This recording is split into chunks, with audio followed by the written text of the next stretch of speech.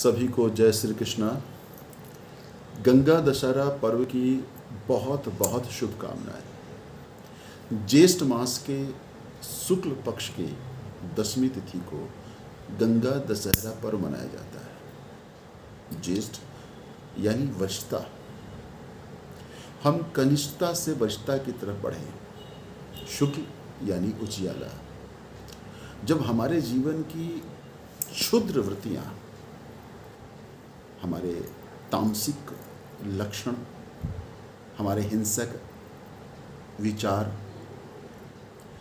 वो सारी क्षुद्र वृत्तियां जो हमें अधोमुखी ले जा सकती हैं, उन क्षुद्र वृत्तियों को त्याग कर जब हम अपने आप में वृषता का एक आचरण, आहार विहार और प्रकृति के प्रति शुद्ध सात्विक मन से जब निर्वहन करना शुरू कर देते हैं, तो ये ज्येष्ठता की तरफ हमें ले जाता है।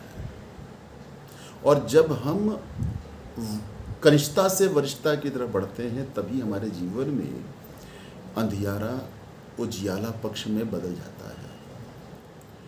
दशमी तिथि यमराज की तिथि मानी गई है, और इस संसार में यमराज का मतलब ही है भय।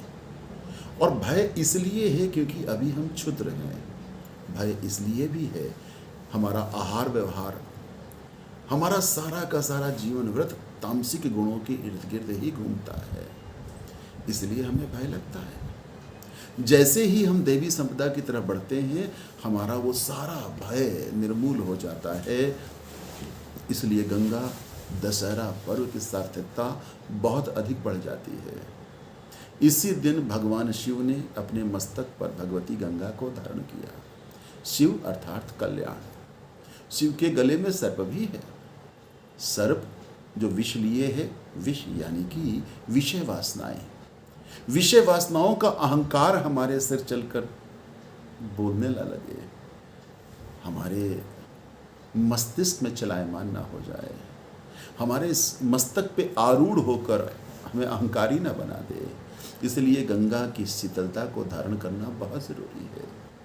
गंगा ज्ञान की प्रतीक भी है। गंगा हो या ज्ञान गंगा हो, शिव कहते हैं मस्तक पे धारण करो। गीता में भगवान कहते हैं तद्विधि परिपातें परिप्रश्नेन सेव्या उपदेक्षन्ति ते ज्ञानम ज्ञानिना तत्वदर्शिना। गीता में भगवान कहते हैं तद्विधि परिपातें परिप्रश्नेन सेव्या उपदेक्षन्ति ते ज्ञानम ज्ञानिना तत्वदर्शिना। किसी भी ज्ञान प्राप्त करने के मुमुक्षु को, जिज्ञासु को चाहिए वो किसी गुरु के पास जाए, उस गुरु के चरणों में प्रणाम करे, अपना आत्मनिवेदन करे और विनम्रता पूर्वक प्रश्न पूछे। अपने मस्तक को जब किसी तत्वदर्शी, किसी गुरु के चरणों में हम नमा देते हैं, तब ज्ञान गंगा का अवतरण होता है। और जब मस्तक में ज्ञान गंगा का अवतरण होता है, तो वो जो विश्व रूपी अहंकार है, वो अपने आप जो है वो पराभूत होता है, परास्त होता है। गंगा दशहरा हमें एक ज्ञान और दे रहा है। 10 बुराइयों को हराने का ये पर्व है। दशहरा का मतलब है काम, क्रोध, लोभ, मोह, मद, मत्सर्य, आलस, अहंकार, हिंसा और चोरी। इन 10 दुर्गुणों से हमें दूर जाना है। इस 10 दुर्गुणों से हमें बहुत ऊपर उठ जाना है। हम अधोमुखी जो जीवन व्रत जी रहे हैं, उस अधोमुखी से हमें ऊर्ध्वमुखी होना है, और इसके लिए हमें शिव की शरण में आना है। शिव चाहते तो कमंडल में भी धारण कर सकते थे गंगा को। गंगा जो ब्रह्मा जी की कमंडल में है, कमंडल यानी सृजन का प्रतीक है। शिव सृजन के कारक देवता नहीं है।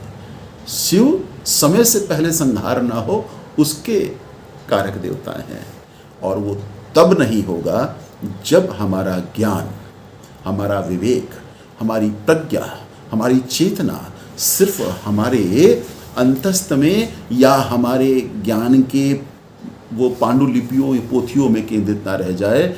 वो जब हमारे मस्तक पे धारण हो, वो मस्तक जहाँ से हमारा आज्ञा चक्र जागृत होता है, हमारे सारे कार्य व्यवहार में ज्ञान जब परिलक्षित होने लग जाएगा तो सही मायने में गंगा दशहरा पर्व चरितार्थ हो जाएगा।